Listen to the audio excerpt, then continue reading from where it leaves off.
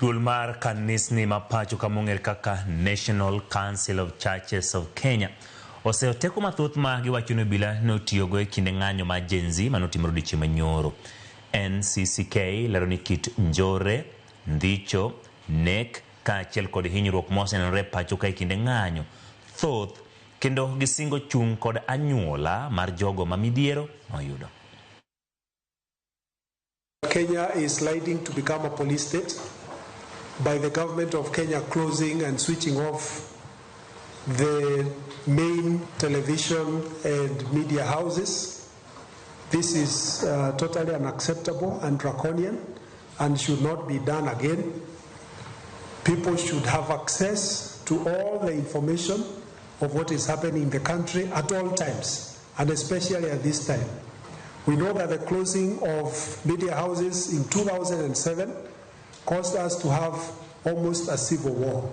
Let the internet not be touched by anyone, even when they are protest. We are deeply concerned that the government is seemingly creating a framework for manipulation of the 2027 general elections.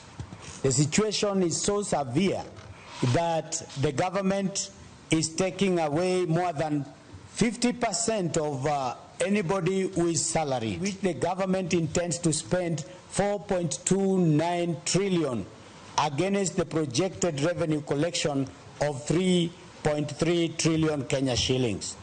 Where will the other trillion shillings come from?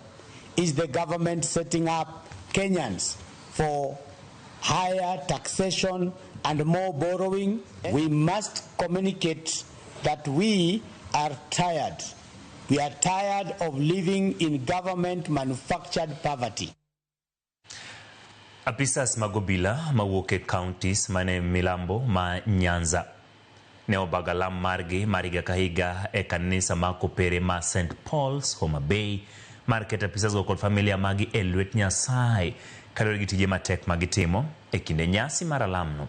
Obila ne ojiwo mondo obed kaluwo chike kinde ma gitayo tijegi ma ok girocho ratiro mag jopiny. Ali Abich nigi ler.